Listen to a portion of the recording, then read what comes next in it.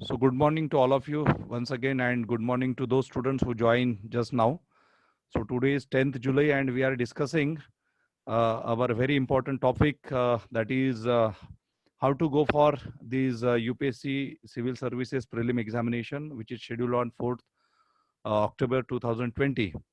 And we are discussing 85 days strategy. Okay, 85 days strategy, how to go for this prelims examination.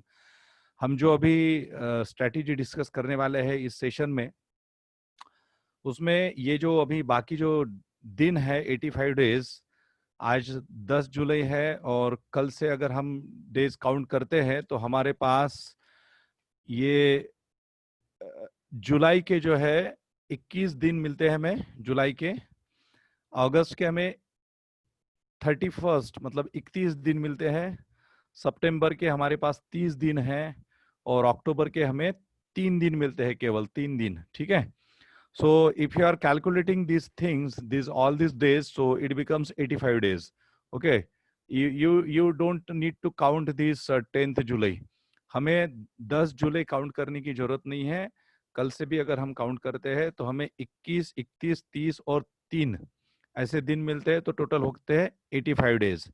अभी अगर ऊपर से अगर हम बात करेंगे तो हमें एक सुपरफिशियल स्ट्रैटेजी क्या होनी चाहिए हमारी, मतलब what should be our strategy. देखो, आप में से काफी सारे स्टूडेंट्स ऐसे हैं कि जिन्होंने ऑलरेडी कहीं ना कहीं कोचिंग की है. उसमें मेरे स्टूडेंट्स भी इंक्लूड है जो मेरे पास अभी लास्ट जून 2019 से ज्वाइन है, और 2-1 स्टूडेंट्स मेरे पुराने भी स्टूडेंट्स हैं. ठीक है. सो इन दिनों में, मतलब 1 साल में हम लोग काफी सारा पढ़ लेते हैं. मतलब 1 साल में जो भी स्टूडेंट कोचिंग कर लेता है, सो कोई भी कोचिंग क्लास जो होगा, जो ठीक ठाक है या फिर अच्छा है, सो एटलीस्ट मतलब दोज हु आर, हाँ हाँ, एनीवे, ठीक है. तेजस, ठीक है, मैसेज मिळाला मला तुझा. हाँ. सो जो लोग प्रिपरेशन करते हैं 1 साल, तो 1 साल में कोई भी अच्छी कोचिंग इंस्टीट्यूशन जो होती है, तो प्री पॉइंट ऑफ व्यू से और मेन पॉइंट ऑफ व्यू से मैक्सिमम सिलेबस कवर कर लेती है. अभी सिलेबस जो होता है प्रीलिम्स का, that is there is no limit to syllabus, basically because if you go through the syllabus of prelims examination, so syllabus में डिस्क्रिप्शन कुछ भी नहीं है as such. Because if they talk about history, so Indian history and the freedom struggle movement. If they talk about the constitution, so constitution of the India, governance वगैरह वगैरह.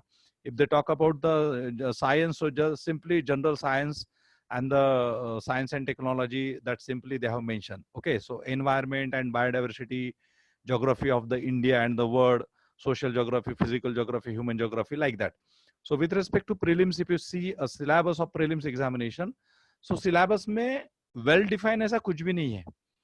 जो भी हम लोग परस्यू करते हैं वो किसी मेंटर के गाइडेंस में परस्यू करते हैं.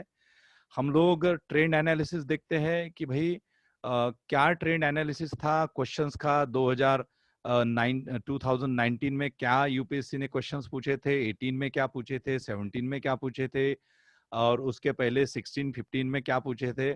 सो न्यू पैटर्न जो है विथ रिस्पेक्ट टू दिस, सो वो 2015 से ही आपका जनरल स्टडीज 1 का जो मास है काउंट होना शुरू हो गया है.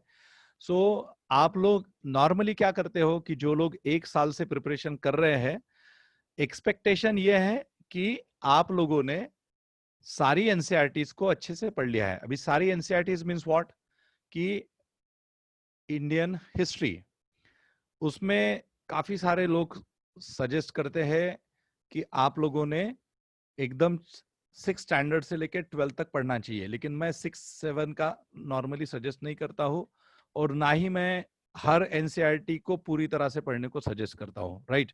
Because our aim is not to go to 8 standard, 9 standard and to write those examinations. Okay, our aim is to collect those things which are like somehow important with respect to our examination. हमारा aim 8वीं 9वीं की exam देना यह नहीं होता. हमारा ये होता है कि उसमें से जो भी हमारे एग्जाम पॉइंट ऑफ व्यू से इंपॉर्टेंट है उसको कलेक्ट करना. सो उसमें भी फिर आपको 8th standard, 9th standard, 10th, 11th, 12th standard में वो ये देखना है कि इसमें से कौन सा पोर्शन मेरे उपयोग का है, considering last year question papers. Say for example you can go through 5 years question papers.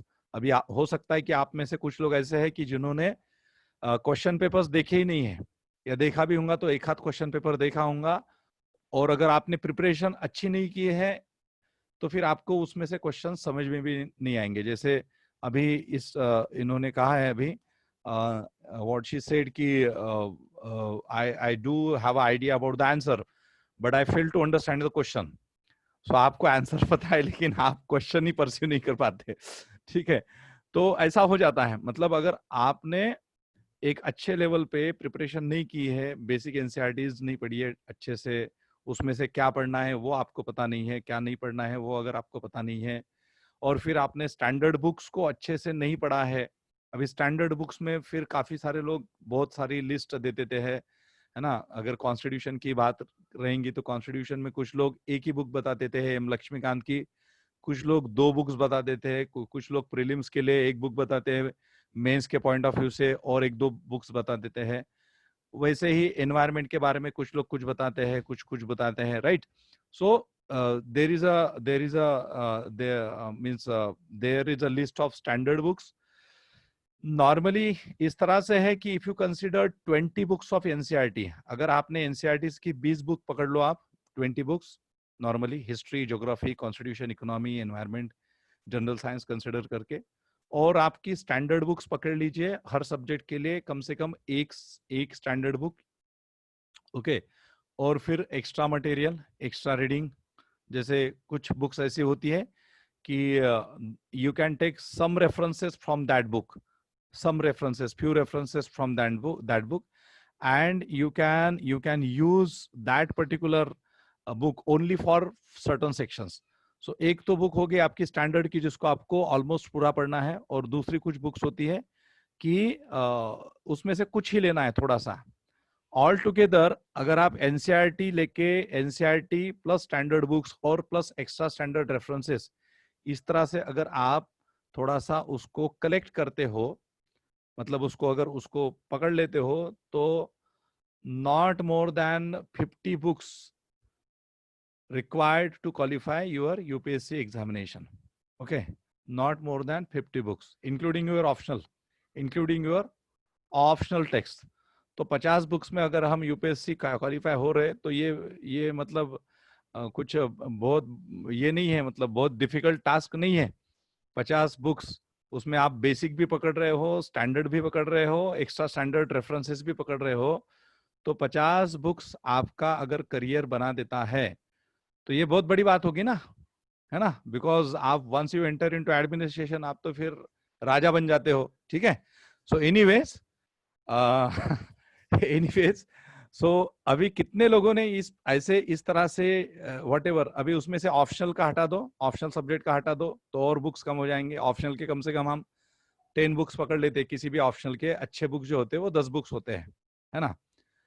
Overall 10 books पकड़ लो किसी भी ऑप्शनल के, ठीक है, तो 40 बुक्स ही हो गए फिर हमारे. ठीक है, सो 20 ये और 20 जीएस प्री कम मेंस वाले. सो और फिर मैगजीन्स वगैरह ये आते रहते हैं, मैगजीन्स वगैरह ये तो फिर रेगुलर बात होती है, तो मैगजीन्स की असाइड मैगजीन्स को हम इसमें कंसिडर नहीं करेंगे. सो इस तरह से साल भर में जिन्होंने एफर्ट्स लिए होंगे उनके चांसेस जो है ये 85 डेज की एक स्ट्रैटेजिक प्रिपरेशन करने के बाद बढ़ जाएंगे.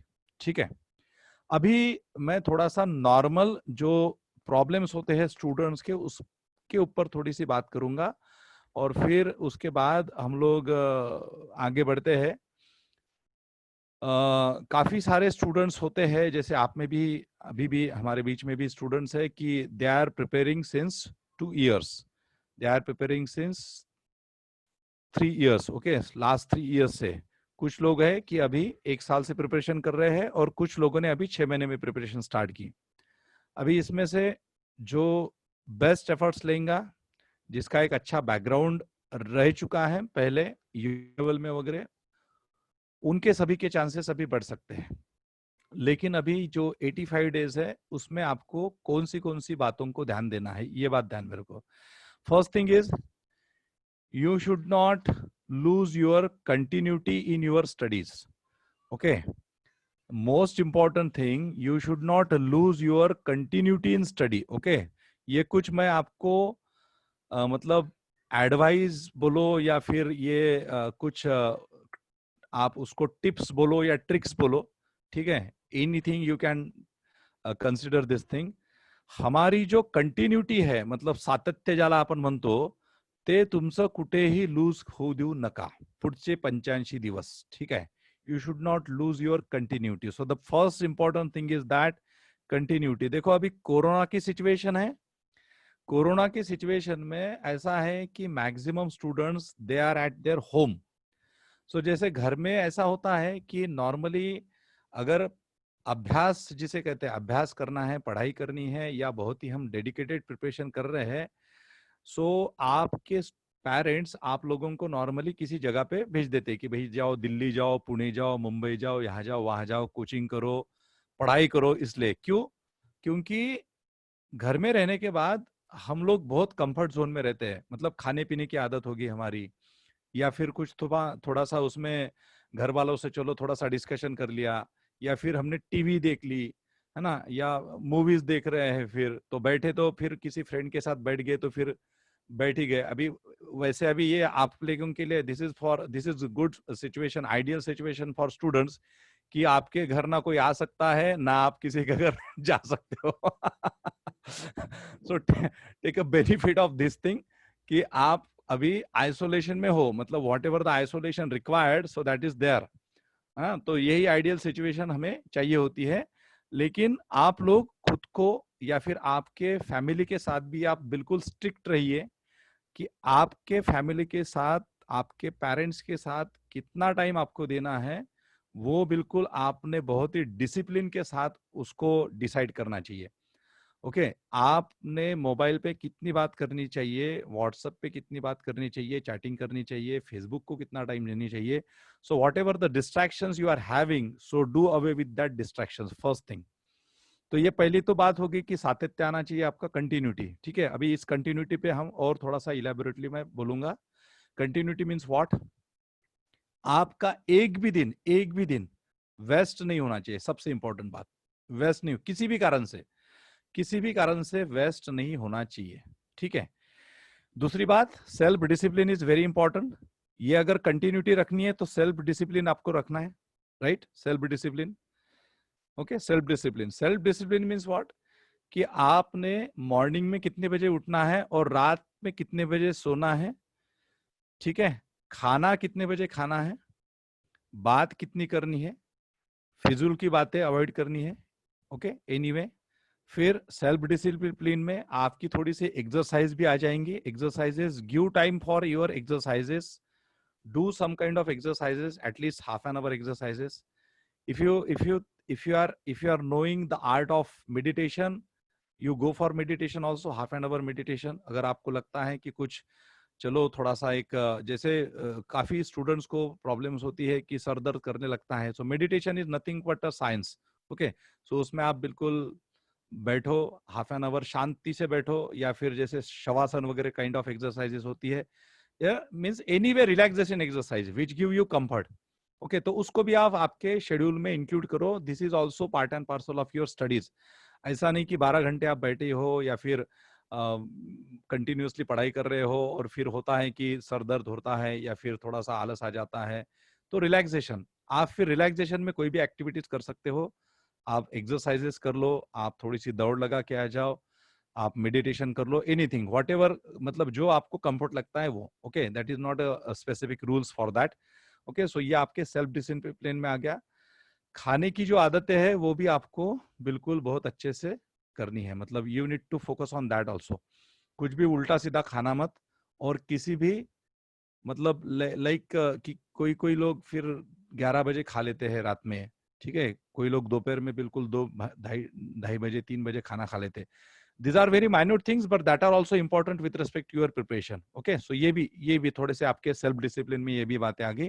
So आपकी जो फूड हैबिट्स है, that is also very important. These are like very minute things. Okay, and many people they considered कि अरे चलो किसी भी टाइम पे दोपहर में कभी भी खा लेंगे, फिर रात में कभी भी लेट खा लेंगे. तो कभी कभी क्या हो जाता है, हमारे अगर हालत पे थोड़ा सा उसका असर हो गया, सो again it will take your next 2 to 3 days. If you are not feeling well, So in case again it is like hurdle for maintaining your continuity.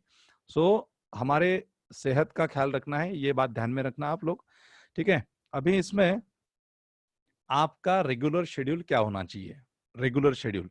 अभी शेड्यूल की अगर बात करता हूं मैं, सो शेड्यूल ये स्टूडेंट्स वाइज होता है शेड्यूल, ओके। सुबह से उठने के बाद रात को सोना, ओके। सो ये जो शेड्यूल होता है ना, schedule vary from students to students, schedule vary from person to person, okay. अभी इसमें क्या है कि again this is related to your own comfortness, आप किस तरह से इस चीज को लेते हो। उसमें क्या है ना कि नॉर्मली मैं ये सजेस्ट करता हूँ कि बहुत लेट नाइट प्रिपरेशन करने की जरूरत नहीं होती। जैसे कुछ कुछ लोग 4 बजे तक बैठते हैं, ठीक है, कुछ लोग 5 बजे तक भी बैठते हैं, या कुछ लोग पूरी नाइट बैठते हैं और फिर दिन में सुबह 6 बजे सोने के बाद फिर आराम से 2 बजे उठते हैं, ठीक है। तो अभी ये कुछ लोग करते हैं, काफी सारे लोग करते हैं। We were also into this particular habit, okay. When we were preparing for UPSC examinations, so that time we were also studying for long nights like up to 4 AM वगैरह वगैरह, फिर 12 बजे तक सोते थे, फिर उठते थे, फिर 1-1:30 बजे से पढ़ाई वगैरह करते थे। लेकिन अलग अलग पैटर्न होता था, कभी कभी फिर नाइट में 12 बजे सो के फिर 6 बजे उठने का पैटर्न भी होता था, तो 6 घंटे की नींद, राइट, ये भी होता है। कुछ कुछ लोग क्या करते हैं कि इवनिंग में 10 बजे सो जाते हैं, 4 बजे उठते हैं, ठीक है।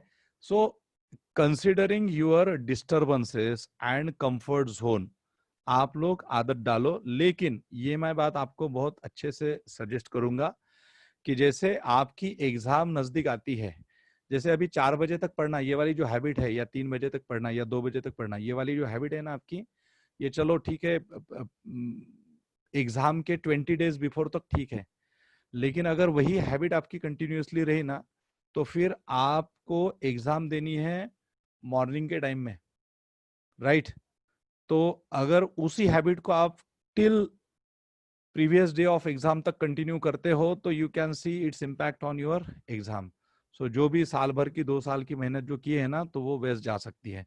मतलब एग्जाम देते वक्त नींद नहीं आनी चाहिए, इसका भी हमें ध्यान रखना है। So change your habit at least 20 days before your examination. 20 दिन के पहले हमें ये, अगर लेट नाइट पढ़ने की अगर आदत है तो उसको हमें तोड़ना है, क्योंकि इसका इम्पैक्ट आपके ओवरऑल परफॉर्मेंस पे हो सकता है। क्योंकि क्या होता है ना कि हमारे शरीर को जो आदतें लग जाती है तो फिर वो इमीडिएटली छूटती नहीं है। Why I am telling you all these things? Because we have gone through all these things. So many of our friends, they develop such kind of habits and they were at loss. So these are the minor things, but ultimately these are related to your study pattern, okay, and that we need to take care of. ये आपके study pattern से बिल्कुल associated है, और इसको अगर आपने ignore किया तो आप लॉस में भी हो सकते हैं। तो इसलिए हमें ये माइन्यूट चीजें भी ध्यान में रखनी है, ठीक है। सो शेड्यूल आप एनीवे मेंटेन करो। अच्छा, अभी दूसरी बात आती है कि शेड्यूल में कितनी पढ़ाई करनी है। आप चाहे रात में 10 बजे सो जाओ, सुबह 6 बजे उठ के, या फिर सुबह तक 4 बजे तक पढ़ के फिर 12 बजे उठो, ओके। लेकिन पढ़ाई कितनी करनी है, मतलब हमारे पास तो 24 आवर्स ही है। हर अगर दिन अगर हम काउंट करते हैं तो we are having 24 hours only, we don't have extra time, right. So अभी अगर हमने इसको 24 आवर्स को अगर हम स्ट्रेटेजिकली इसको अगर डिवाइड करते हैं, तो हमारी पढ़ाई कितनी होनी चाहिए, ओके। शुभम, तू किती तास अभ्यास करतो आता सध्या? व्हॉट इज, हा, ते हे अनम्यूट कर आणि बोल शुभम। 8 तास। Yes sir. अच्छा, 8 तास अभ्यास करतो तो regularly? Yes yes yes sir. Okay, 8 hours, okay, good. Aboli, तू किती तास अभ्यास करते? 6 ते 7 तास सर। अच्छा, 6 to 7 आवर्स, ओके। अच्छा, एवढा जास्त अभ्यास का करते 6 ते 7 तास?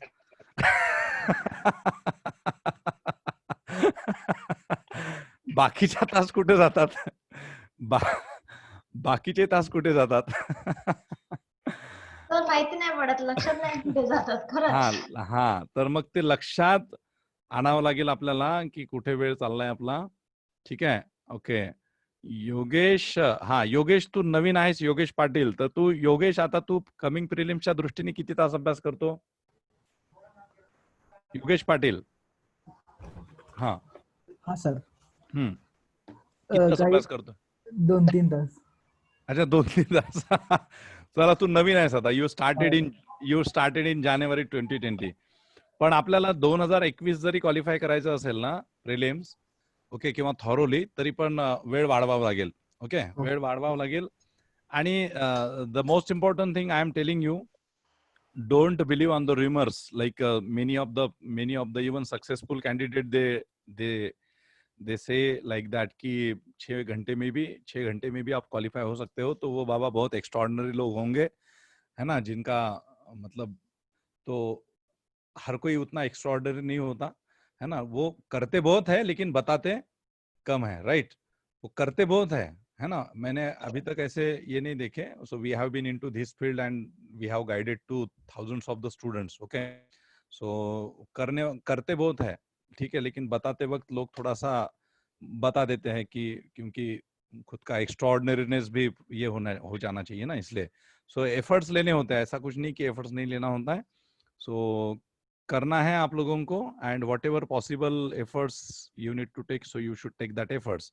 अच्छा, चलो अभी श्रद्धा, हाँ नाइदा, कितना टाइम पढ़ाई हो रही है अभी? नाइदा, वीडियो ऑन करो. नाइदा,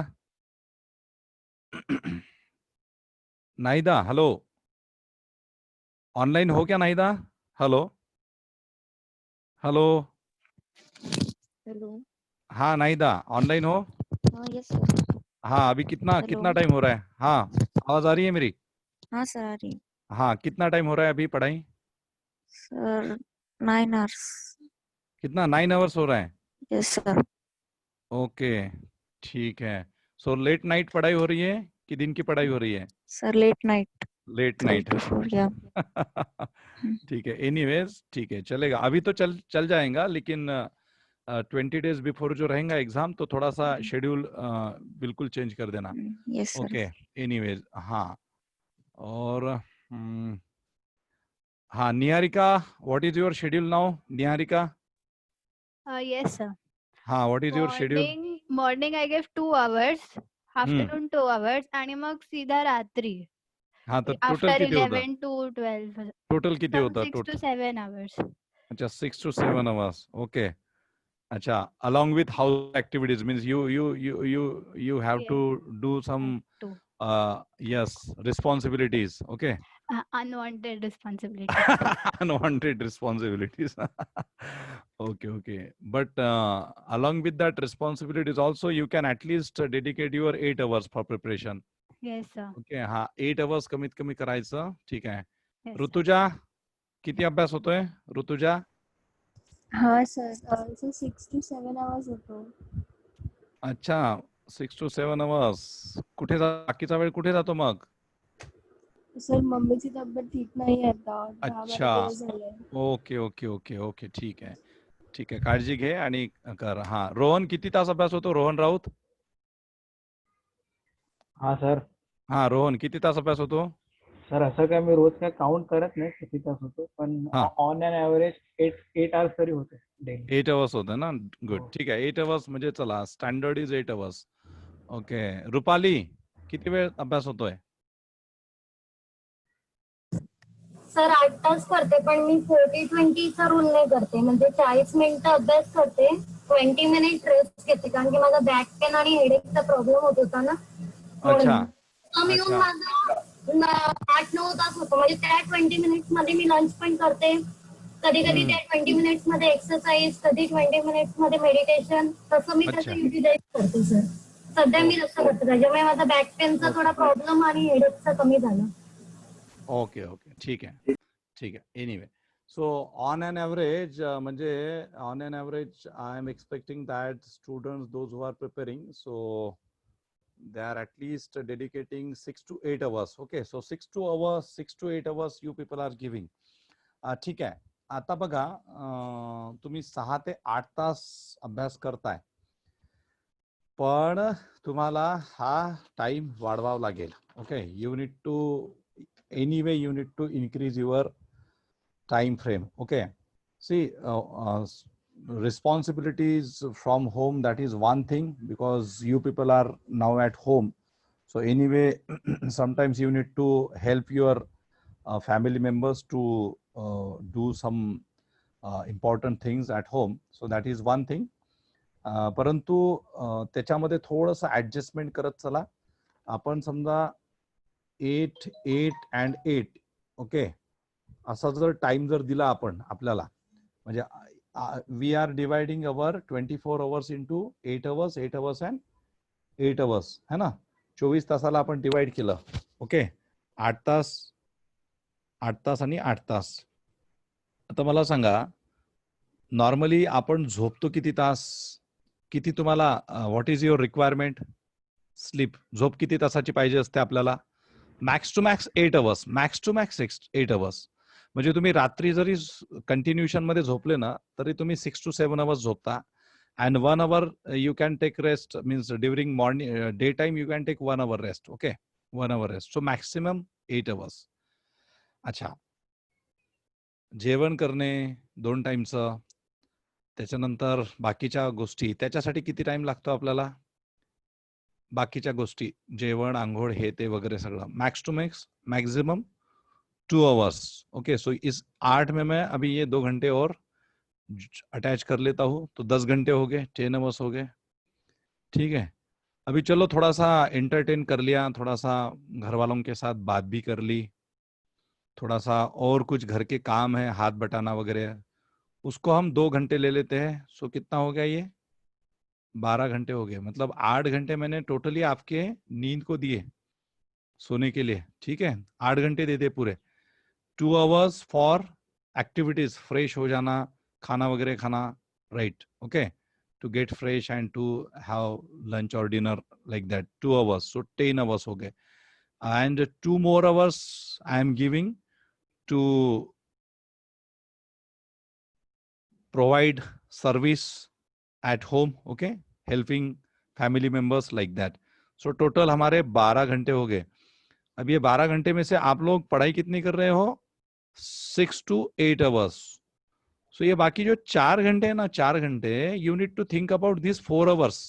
You need to think sincerely about these 4 to 5 hours. See, दिन जाने में कोई लगता, मतलब ये जो डेज आते हैं ना और जाते हैं ना, तो सी, the thing is that with respect to UPSC or any competitive examination, most importantly, attempt आना और attempt जाना. एक attempt हो गया, second attempt हो गया, तीसरा attempt हो गया, या आपके साल किस तरह से जाएंगे ना, आपको पता भी नहीं चलता है कि you started in 2018, you started in 2019, you started in 2020, फिर मेरा एक attempt हो गया, दूसरा attempt हो गया, तीसरा attempt हो गया, 2, 3 attempts. See, if you are not qualifying your prelims examination in your next 3 attempts, okay, चलो एक अटेम्प्ट ऐसे ही गया, चलो सपोज ऐसे ही चला गया, दूसरे अटेम्प्ट में भी ऐसा हो गया कि you are near to the success, लेकिन थोड़ा सा हो गया, लेकिन तीसरे अटेम्प्ट में तो आपने बिल्कुल क्वालिफाई करना ही चाहिए.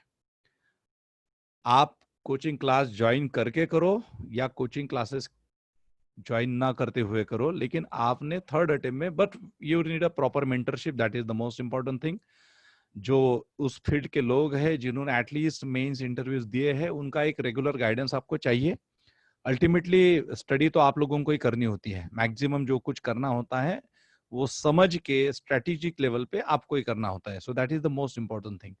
लेकिन अगर आपका फर्स्ट अटेम्प्ट में, सेकंड अटेम्प्ट में नहीं हो रहा है और तीसरे अटेम्प्ट में भी नहीं हो रहा है, चौथे में भी नहीं हो रहा है, so there is problem with respect to your strategy, there is problem with respect to your understanding of that examination, and then so many things. Okay, so that's why I am talking about disciplines, specifically self discipline. Okay, I am talking about rest of the things, your habits. Okay, you need to manage all these things, because you need to take this thing as your life. Okay, you consider when you are preparing for competitive examination or UPSC kind of examination, you consider that this is the most important part of your life. Okay, अगर आप इसमें qualify नहीं होते हो तो फिर एक बहुत बड़ी प्रॉब्लम है, ऐसा आप समझ लो. मतलब कम से कम ये आपके दिमाग में रखो कि इसको क्वालिफाई करना मुझे बहुत इंपॉर्टेंट है, बहुत ही आवश्यक है. डोंट कंसिडर क्या this is the life only, है ना. लेकिन जब आप कॉम्पिटिटर हो तो लेकिन उसको उस चीज को ये कंसिडर करके करो कि नहीं, this is the most important thing in my life and anyway I need to qualify this examination because I am having some plans, I am having some vision, I have to do certain things. मैंने आप लोगों को मैं आप students को question पूछता हूँ कि why you want to enter into civil services, what is your motto, what is your vision. काफी सारे लोग बोलते हैं कि सर ये करना है, वो करना है, मेरा ऐसा बैकग्राउंड है, I belong to rural area, I belong to backward community, I want to do something great in the society, मुझे सेल्फ प्रोग्रेस करनी है, उसके साथ समाज का विकास करना है, रिफॉर्मेशन करना है, एक्सेट्रा एक्सेट्रा. अभी ये तो बात की बात हो गई, लेकिन ये बातें कब होंगी जब हम उस फील्ड में एंटर करेंगे. So for the time being you can consider कि this thing is very important part of your life and this is your life only. वो जो होता है ना, एक यहाँ पे आग जलने वाली जो बात होती है ना कि हियर समवेयर, सो वो आपका killing spirit होना चाहिए. That killing spirit is very important with respect to this examination. But केवल killing spirit होने से नहीं होता है. Smart work, strategy, professional approach, these are the very important words with respect to examination. Confidence वगैरह ये सब जैसे जैसे आप पढ़ाई करते हो वैसे वैसे आपका confidence level जो है automatically बढ़ते रहता है. अगर आप पढ़ाई नहीं करते हो तो भी आपका कॉन्फिडेंस रहता है. दो कंडीशंस में कॉन्फिडेंस अच्छा होता है लोगों का. जो कुछ भी पढ़ाई नहीं करते उनका भी कॉन्फिडेंस बहुत हाई होता है, और जो बहुत अच्छे से पढ़ाई करते हैं उनका कॉन्फिडेंस धीरे धीरे बढ़ता है. क्योंकि जो पढ़ाई नहीं करते उनको कुछ पता ही नहीं होता है, तो उनका फिर भी कॉन्फिडेंस रहता है, मैं तो कर लूंगा. क्योंकि मैं क्या 10th में तो मुझे 80% थे, 12th में मुझे 90% थे, ग्रेजुएशन में भी मैंने बिल्कुल 1 महीना पढ़ाई करके फर्स्ट क्लास लाया था. तो ये ओवर कॉन्फिडेंस वाले भी बहुत होते हैं लोग, ठीक है. सो you should not be in that condition, you should not be in that mindset. आपका यूपीएससी या फिर किसी भी कॉम्पिटिटिव एग्जामिनेशन में क्वालिफाई करने का कॉन्फिडेंस तभी बनता है जब आप उसको बहुत ही डिसिप्लिन के साथ पढ़ाई करते हो. When you come across question paper, solving of question papers, जब आपको पता चलता है कि मैं ये पेपर सॉल्व कर पा रहा हूं, तब आपका कॉन्फिडेंस बढ़ता है. जब आपको ये समझता है कि मैं इस पेपर को, क्वेश्चंस को सॉल्व नहीं कर पा रहा हूँ even after 1 year of my preparation, तो आपको लगता है कि नहीं यार, मेरी कुछ तो भी गलती हो रही है. I am having some problems with respect to certain subjects, certain topics, okay, and I need to correct, I need to identify कि व्हाट आर माय प्रॉब्लम्स, मुझे यहाँ पे कहाँ पे वैल्यू एडिशन करनी है. ये मुझे तब समझता है जब मैं क्वेश्चन पेपर्स को सॉल्व करता हूँ. लास्ट 5 years के 10 years के क्वेश्चन पेपर्स को सॉल्व करता हूँ जब मैं प्रैक्टिस करता हूँ. सो कॉन्फिडेंस की जो बात है ना, that is related to your practice, that is related to your study. Okay, so anyways the most important thing is that कि at present you are, most of the students among you, those who started their preparation in 2019 itself, okay, जिन्होंने अभी start किया, अभी जैसे कुछ लोग 2-3 घंटे ही कर रहे हैं. सो ठीक है, कोई प्रॉब्लम नहीं है, 2-3 घंटे करना भी, that is the positive step, okay, that is the positive initiative, okay. लेकिन आपको 1 साल हो गया है और आप फिर से 4 घंटे वाली बात कर रहे हो, सो that is not acceptable, okay, that is not acceptable. और देखो, हर स्टूडेंट का बैकग्राउंड एक समान नहीं होता है, हर स्टूडेंट का बैकग्राउंड एक समान नहीं होता है. कुछ स्टूडेंट्स यह सीबीएसई बैकग्राउंड से होते हैं, बहुत अच्छे फैमिलीज से होते हैं, ओके, उनका इंग्लिश वगैरह हो सकता है कि बहुत अच्छा हो. कभी कभी they are from ICSE board, okay, CBSE board, ICSE board, international schools. So ऐसे बैकग्राउंड के जो स्टूडेंट्स होते हैं, उनके कुछ टॉपिक्स या कुछ सब्जेक्ट्स ये पॉसिबली अच्छे होते हैं, पॉसिबली अच्छे होते हैं, ये नहीं कि हर एक का अच्छा होता है. तो और फिर कुछ स्टूडेंट जो होते हैं, उनको जनरल नॉलेज पढ़ने की आदत शुरुआत से होती है. They are having good understanding of so many subjects because उनके schools में उस तरह से उनकी nurturing होती है. लेकिन अगर कोई स्टूडेंट जिला परिषद स्कूल से है या फिर कोई स्टूडेंट्स अगर म्युनिसिपैलिटी स्कूल से है, उनका बेस ही अगर ठीक नहीं रहा, ओके, या ऑल टुगेदर, ऐसा नहीं कि जिला परिषद या फिर म्युनिसिपैलिटी स्कूल से स्टूडेंट्स का बेस अच्छा नहीं रहता है, लेकिन काफी रूरल बैकग्राउंड के स्टूडेंट्स हैं कि जहाँ पे इग्नोर किया जाता है थोड़े से एजुकेशनल एक्टिविटीज को या एजुकेशन को. Okay, so in that case you can find that कि you need to take extra efforts. And keep in mind, अगर हम लिस्ट देखते हैं ऑल इंडिया लेवल पे जो सक्सेसफुल कैंडिडेट्स हैं, so most of the candidates they are having rural background, most of the students they are from the rural areas. जैसे अभी नागेश पावरा बेटा है मेरे सामने जो नंदुरबार के एकदम पाड़ा से है, मतलब he belong from a very small village, गांव खेड़े से है. या फिर तेजस कामले बेटा है जिसका रालेगांव तालुका है यवतमाल डिस्ट्रिक्ट में और छोटे से गांव से वो बेटा है, 700 जहाँ की पॉपुलेशन है. सो ऐसे जो स्टूडेंट्स, मतलब still he join my, this is his second seminar of mine. उसने तेजस ने मेरा पहला सेमिनार भी इसके पहले किया था, now this is his second seminar. So ऐसे बैकग्राउंड के जो स्टूडेंट्स हैं उनको ये बात ध्यान में रखना कि आप लोगों को एक्स्ट्रा एफर्ट्स लेने हैं. कोई दुनिया की कुछ भी कहे कि 6 घंटे पढ़ना है, 7 घंटे पढ़ना है, लेकिन आपको टाइम पड़ता है तो आप 14 घंटे 16 घंटे भी बैठो, उसमें कोई प्रॉब्लम नहीं है. Because ultimately you are increasing your capacity, you are increasing your potential. आपको आपका पोटेंशियल डेवलप करना है तो आपको पढ़ाई करनी ही है, आपको एफर्ट्स लेने ही है. इसके मतलब you don't have any, you should not give any excuses. आप लोग कोई एक्सक्यूज इसमें नहीं दे सकते हो. ओके, सो ये ओवरऑल बात होगी. हाँ, अब एक्सक्यूज की बात आ गई तो मैं ये बात और बहुत इंपॉर्टेंट करना चाहूंगा आपको. काफी सारे जो स्टूडेंट्स होते हैं ना, उनको रीजंस देने की बहुत बुरी आदत होती है. ओके, ऐसा हुआ, मैं रास्ते से जा रहा था, बिल्ली ने रास्ता काट लिया, तो हा झाला एक एक्सक्यूज, है ना. सो परंपरावादी लोग क्या करेंगे कि बाबा बिल्ली ने रास्ता काट लिया तो फिर दूसरे रास्ते से चले जाएंगे. तो वैसे ही एक्सक्यूजेस है. बर्थडे का सेलिब्रेशन था, ठीक है, इसकी शादी थी, है ना, मौसी के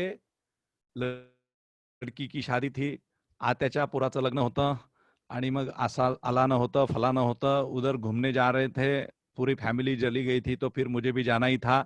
तो कितने दिन गए, तो 15 दिन गए. तो 15 दिन में आपकी, तो फिर 15 दिन में जो गैप गिरती है आपकी, या 10 दिन की भी जो गैप होती है कंटिन्यूशन में, देखो आप लोगों को ना ये घूमने फिरने के अवसर जो है ना वो लाइफ में बहुत आते रहते हैं.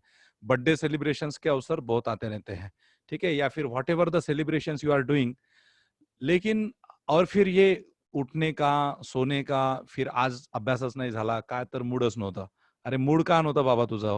ओके, कहाँ पे मूड गया था? हाँ, भारत की इतनी सारी समस्या है वो सुलझाने हमारे इतने बड़े प्राइम मिनिस्टर और हर स्टेट के चीफ मिनिस्टर्स है. You are not at present, you are not involve into policy making. Okay, आप अभी पॉलिसी मेकिंग में नहीं हो, राइट. सो आप जो हो, आप अभी पॉलिसी मेकिंग के बाहर हो, तो जब आप जाओगे तो तब आपका टेंशन बढ़ने वाला है. अभी आपको सिर्फ पढ़ाई का टेंशन लेना है. तो आज मूडच नव्हतं, मग आज असं झालं तसं झालं. So there are so many excuses नहीं देना है. गरीबी भी आप अगर, if you are belong to poor section of the society, if you belong to rural area of India, if you belong to slum area of India, so your financial condition should not be also excuses. Okay, इसका भी excuses नहीं देना है, कारण किसी भी चीज का नहीं देना है, ये बात ध्यान में रखना. फिर मैं माझी इंग्लिश चांगली नाही आहे आणि मग मला नीट बोलता येत नाही आहे, हा सुद्धा एक्सक्यूजेस नसावा. या फिर मुझे इंग्लिश नहीं समझती है, मुझे इंग्लिश नहीं समझती है, तो उसके ऊपर काम करो, ठीक है. जो नहीं बनता है, जो नहीं समझता है, उसके लिए एक्स्ट्रा एफर्ट्स लेने की तैयारी रखो, आपके रिजल्ट्स ऑटोमेटिकली आ जाएंगे. You can see every year those who qualify these examinations through UPSC, they are not, most of the students, they are not from the comfortable zones. Okay, they are from the disadvantageous sections. Many of the students, if you see the stories of the students, those who are specifically from the backward communities, okay, or from the rural areas, so they are not from the comfort zone. काफी सारे students comfort zone के नहीं होते हैं. Comfort zone मतलब क्या कि जिनके पास सब कुछ अवेलेबल है. तो अगर आपके पास सारे संसाधन अवेलेबल है या फिर नहीं भी है तो भी आपने एक्सक्यूजेस नहीं देना है, ठीक है। सो ये कुछ बातें हो गई which is related to mental preparation, okay. मानसिकता तैयार करने के लिए, कॉन्फिडेंस तैयार करने के लिए, कंटिन्यूटी, सेल्फ डिसिप्लिन इसके लिए, क्योंकि इसके सिवाय आप लोग आगे नहीं जा सकते। यूपीएससी की प्रिपरेशन अगर आप केवल बुक की स्टडी अगर समझते होंगे तो this is your fault, okay. This is, ये आपके पूरे मेंटल स्टेटस से रिलेटेड है, या आपके पूरे, आपकी जो हैबिट्स है, आपका जो एक पैटर्न होता है लाइफ का, उससे भी रिलेटेड है, okay. So you should not consider this thing only with the book study. ये बुक्स के साथ साथ ये जो प्रैक्टिकल अप्रोचेस होते हैं हमारे लाइफ को समझने के, उससे रिलेटेड भी होती है, ठीक है। दूसरी बात, अभी हम जो चालू करेंगे, this is just general introduction. अभी हम प्रॉपर जो प्रिपरेशन की बात है, मतलब जो अभी जिसका जो एक प्रैक्टिकल पार्ट हो गया ये, अभी दूसरी जो बात है दैट इज लाइक थियोरेटिकल बात, तो उसके ऊपर मैं अभी आप लोगों का ध्यान जो है, अटेंशन जो है वो बढ़ाना चाहता हूँ, okay. So first thing we discuss which is related to your habits, your life pattern, what efforts you should take on regular basis, okay, your mental status, your confidence level, your regularity, your continuity, excuses and all these things, ठीक आहे. सो या सगळ्या गोष्टी झाल्या. याच्यामध्ये कोणाला काही doubt किंवा क्वेश्चन असतील तर मला सांगा, किंवा if you are having whatever I am discussing, if you are having this kind of problem, so you can ask me, so I can move to second session. जर तुम्हाला याच्यापैकी आपण जे काही आता हे जनरल डिस्कशन केलं आपण, परंतु हे जनरल डिस्कशन हे तुमच्या प्रिपरेशनशी खूप असोसिएटेड असतं. तुम्हालाही माहिती असतं की आपण घरी असतो किंवा बाहेरही असतो तर आपल्याला अनेक गोष्टी फेस कराव्या लागतात. अनेकदा तुमच्या लाईफमध्ये समस्या येतात, अनेकदा तुमची कंटिन्युटी डिस्टर्ब होते, अनेकदा तुमचा कॉन्फिडन्स लूज होतो, कमी होतो कॉन्फिडन्स राहत नाही. सो अशा पद्धतीने म्हणजे with respect to this, if you are having some kind of problem, so please ask me. Any question related to this section? कोई भी? And even sometimes you become, sometimes we face some emotional problems like किसी की death होना या फिर किसी का कुछ होना, ओके. सो उससे भी हम लोग डिस्टर्ब हो जाते हैं, लेकिन अल्टीमेटली सी मतलब ये है कि ऐसे कंडीशंस में खड़े कैसे रहना, that is also important thing, okay. So any problem related to this sections? Okay, ठीक है. सो आप बहुत अच्छे स्टूडेंट्स हो सारे के सारे, कि आपको कोई भी प्रॉब्लम नहीं है. So and you don't have any doubt.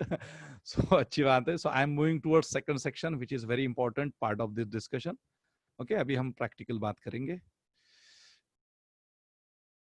Properly.